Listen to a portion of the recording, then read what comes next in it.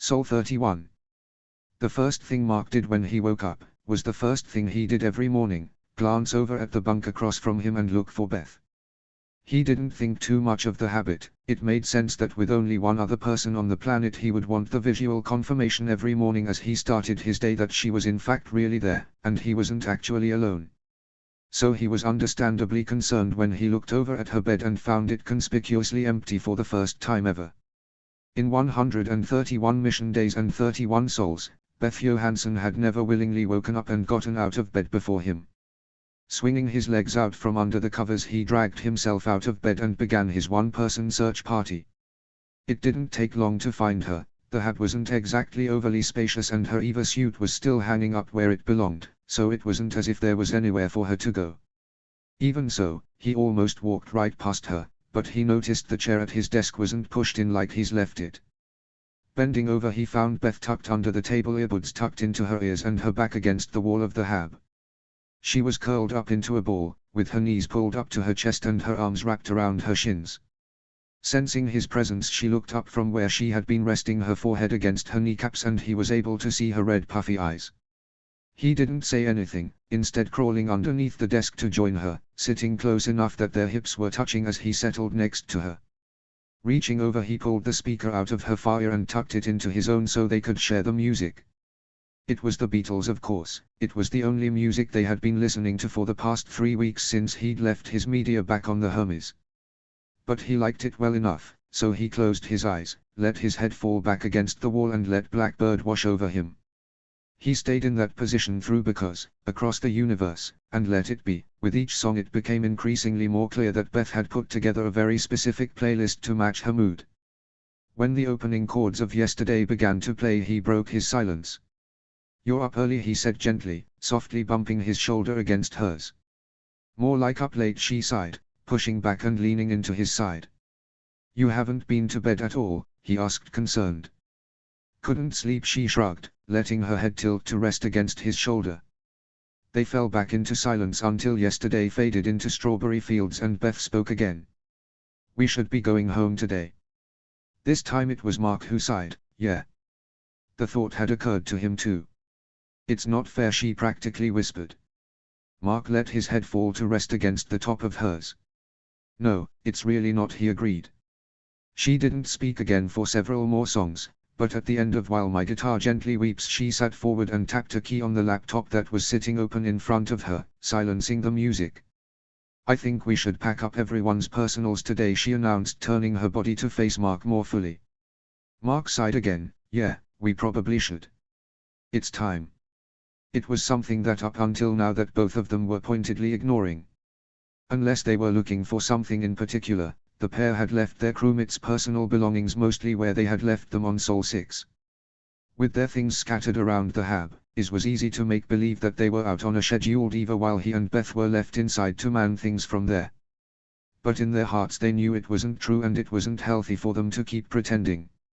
It was going to suck beyond the telling of it, adding insult to injury, packing up their things on the day that they should have all been leaving together as a team. But Beck probably would have called it closure and the Sykes back at NASA would probably have said it was something like it would be the physical manifestation of their acceptance that this was their new reality. Mark didn't really have much use for the psychobabble. "Let me go get the tank from the fuel plant really quick and then we'll get started," he said, climbing out from under the desk, before giving her a hand up as well. "Are you going to be okay while I'm outside?" he asked sincerely.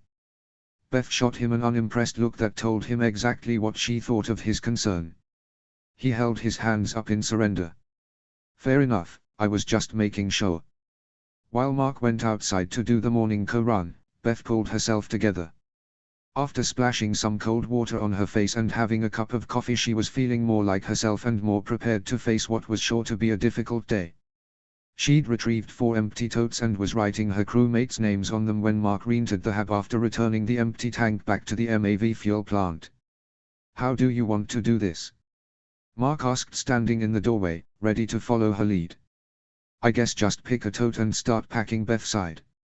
Mark picked up the one nearest to him, which happened to have Martinez's name written on the lid, and got to work. "Are these going to be big enough?" he asked, since she had chosen 4 of the smaller storage containers. Yeah, well, we don't actually have that much stuff when you really think about it, Beth replied.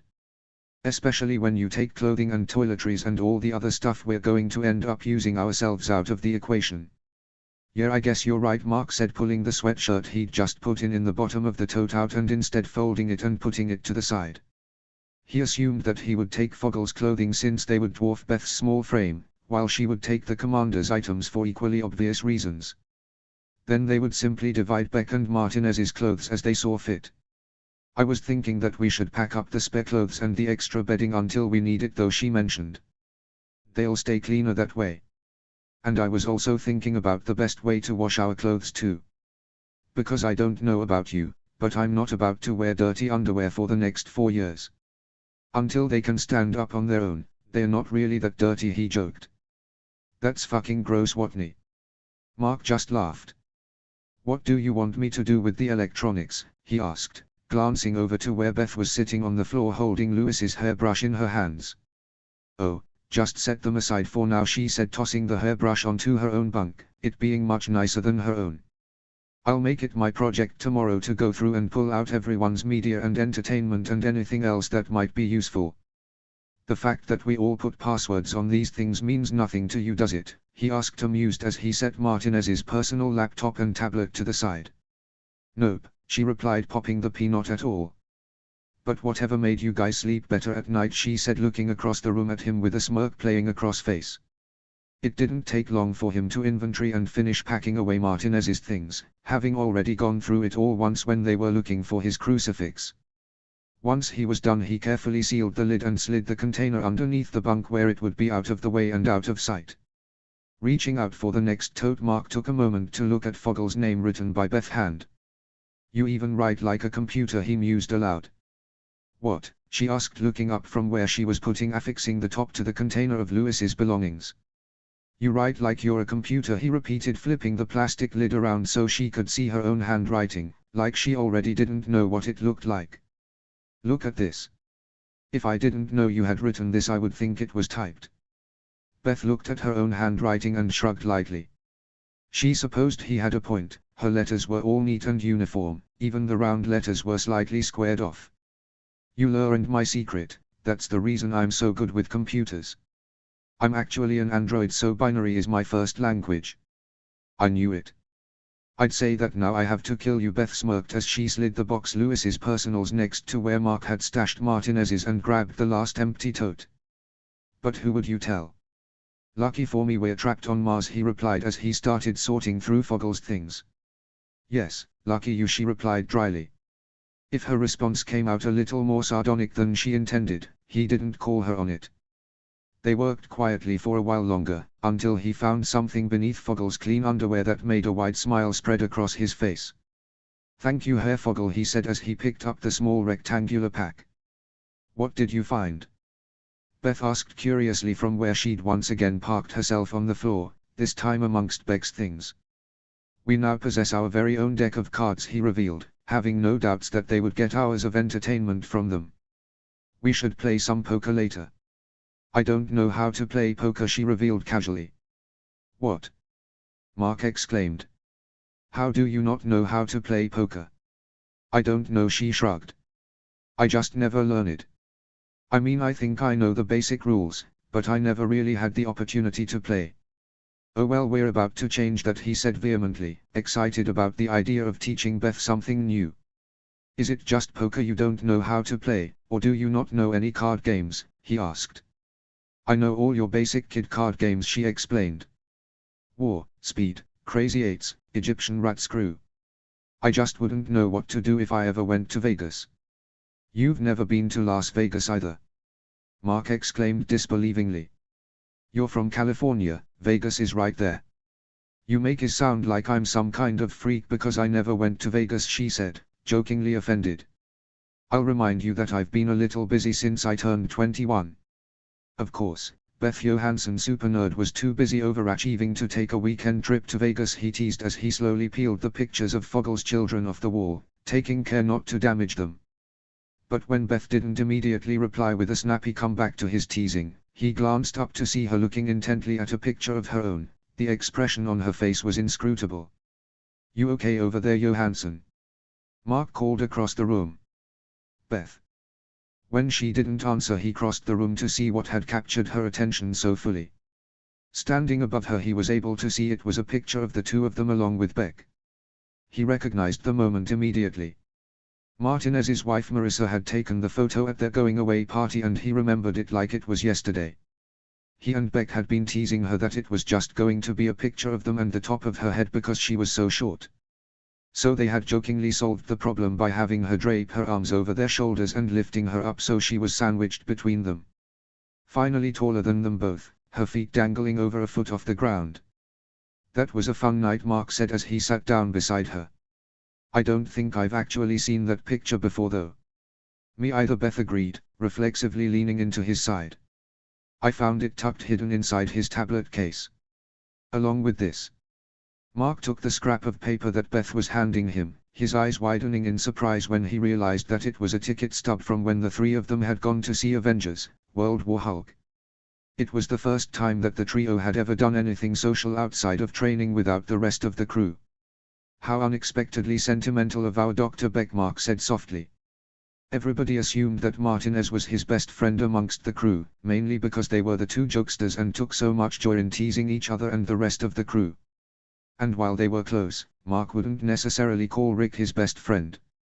With Lewis having a husband, and Martinez and Fogel having wives and children, the three married members of their crew quite understandably wanted to spend as much time with their families before embarking on a year-long mission into space. But the three single members of their crew didn't have those familial ties, and with none of them native Texans, only having moved to Houston after being accepted into the astronaut training program, they didn't have pre-established friendships with people outside of NASA either. So it seemed only natural to gravitate towards each other in their spare time. Most people would have thought that they'd get sick of each other after spending so much time together training, but it wasn't the case at all. Instead, they became thick as thieves, often spending their days off in each other's company, or going out to dinner after work or out for drinks on a Friday night. It was this behavior that Mark was pretty sure led to Lewis's threatening speech about pushing them out the airlock if they even so much as thought about laying a hand on Johansson. But the men had assured her that she had nothing to worry about. They were professionals. They just also happened to be friends. I miss him, Beth practically whispered. I mean, I miss all of them, but I miss him the most. Yeah, me too, Mark agreed, wrapping an arm around her shoulders. Is it weird that I miss the crew more than I miss everyone on Earth? She questioned. Even though it's only been 3 weeks since they left. He considered that for a moment before answering. Maybe because we'd already been mentally prepared not to everyone back home for another 10 months, he reasoned. But we never expected to be separated from the crew. That makes sense. Martinez kept trying to take bets on how long after we got home before Beck asked you out. Mark wasn't sure why he said that, and he kind of wished he could take it back. Beth's head popped up and over in his direction. What? She asked, surprised. But I always kind of thought that you and Beck. She trailed off. What? He asked, equally confused. Never mind. Don't worry about it, Beth shrugged. It's not like any of it matters anymore anyway. Mark sighed softly, he supposed that she was right. Come on, let's finish this up, have something to eat, and then I'll teach you some grown-up card games. She scoffed and rolled her eyes, but there was the shadow of grin playing around the corners of her mouth. I'm just going to grab some water first, he mentioned as he climbed to his feet. Do you want some? Yeah, sure, grab me a water bottle if you don't mind, she called after him, putting the picture aside and going back to her packing. He was only gone a minute before she shouted at her from the kitchen. Beth. Come here. She dropped the last of Beck's things into the tote haphazardly, springing to her feet and running in the direction of his voice. What's wrong? Nothing's wrong, Mark said from inside their makeshift greenhouse, holding back the tarp so she could join him inside. Come look. Stepping within the confines of the plastic sheeting, it only took a moment to see why he had called for her. There, springing from the red Martian dirt, against all possible odds, was the smallest of green leaves. Their potatoes were growing. Beth launched herself at Mark, who caught her easily, hugging him tight. You did it, she exclaimed into his chest. You really did it. It was totally a team effort, he corrected. We did it. Even on this day where everything that they had lost rubbed raw, they suddenly felt like everything was going to be okay after all. And if the picture of the three of them didn't get packed away with everything else, and instead got tacked up over the workstation that they used the most often, well, neither of them felt the need to talk about it. CNN Local Affiliate Studios, Houston, Texas. Welcome back to the Martian Report, Kathy Waters said to the camera. We're now sitting with Dr. Irene Shields, flight psychologist for the Mars missions. Dr. Shields, welcome to the program. Thank you for having me, Irene said graciously. Now it may be the 5th of December here on Earth, but on Mars today is Sol 31. The day the Mars 3 crew was supposed to be leaving the Martian surface and returning to the Hermes to being their long journey home. Yes, that is correct. Instead, Commander Lewis, Major Martinez, Dr. Beck and astronaut Fogel are all 3 weeks into their return trip, while 2 of their crew members are still stranded on Mars for the foreseeable future. How do you think they are handling today? I can only imagine that they are handling it much like they have every day since they left Mars orbit. Their schedule will keep them busy for the majority of the day. Not to mention that to be chosen for an Mars mission, the whole crew has to be able to compartmentalize and stay focused on their mission even under adverse conditions. But I'm sure they will all take a moment out of their day to mourn. Yes, because the crew on board Hermes still believes Watney and Johansson to have died on Sol 6, correct? At this current time, yes, Irene confirmed. But wouldn't letting the crew know that their crewmates are alive be a great boon to morale? Kathy asked. Irene pursed her lips for a moment before answering. The decision to keep this information from the crew was made from higher up than me, she said, not answering the question either way. I'm sure it wasn't an easy decision to make. All right, let's talk about the astronauts still on Mars for a moment, Kathy said, switching gears. As someone who knows them personally, what can you tell me about them? They are both incredibly intelligent. All of them are, of course, but the 2 of them are particularly resourceful and excellent problem solvers. That could very well save their lives. It very well may, Irene agreed. But even more importantly, I noticed in their evaluations that they often come at said problems from completely different angles, even if they arrive at the same solution. I think that will be invaluable to them as they try to navigate long-term survival on Mars. It's been mentioned that they were the 2 lowest-ranking members of the crew. But now Beth Johansson would be in command on Mars. How do you think she's handling that? They were, yes, but I wouldn't say that has any impact on their chances for survival. They are both extremely talented and capable astronauts. And while technically Johansson is now in charge, I don't see her flexing that power. Part of the reason they are the lowest-ranking members of the crew is because neither of them are natural leaders. Instead, they are excellent team members. I have no doubts that they are approaching their problems working together as partners. Obviously, one of the things you look into when choosing a crew is how they are going to work together, Kathy said, moving the conversation along. Of course, Irene confirmed. An Mars crew has to spend 13 months together. Social compatibility is a key factor when assembling 6 disparate personalities. So you've said that you think they can work well together, but how do you think Watney and Johansson are handling being stranded on Mars together on a more personal level? It's actually very interesting that out of all the possible combinations, that it is the 2 of them in particular that are together, Irene began. Why do you say that? She prompted. Well, on paper, they are probably the 2 most opposite members of the crew. For example, Watney is the oldest, Johansson is the youngest. He is about as extroverted as can be, whereas she is by far the most introverted member of the crew. Do you think this could cause problems between them, it being such a high-stress situation? Kathy interjected. Quite the opposite, in fact, Irene corrected. I think this will be more of a case of opposites attract, or at the very least complement each other. Her strengths play to his weaknesses and vice versa. I don't think there is much that they couldn't accomplish if they set their minds to it. So you believe that they stand a good chance of survival from a psychological point of view? Irene considered the question seriously for a moment before answering. Yes, from a pure psychological point of view, I believe that Johansson and Watney stand an excellent chance for surviving being stranded on Mars. The important thing is that they don't give up hope. I think that's where being together will really be essential. Because if they believe that there's no chance of survival, they'll stop trying. But we're okay for now, right? Kathy asked. They seem to be keeping busy with some sort of project, and surely having each other will help keep them going. I agree, but the danger is that without being able to communicate with them, they don't know that NASA is sending a supply probe. They are both highly logical and pragmatic people. They are not going to want to starve to death. There is enough morphine in the medical supplies for a lethal dose for both of them.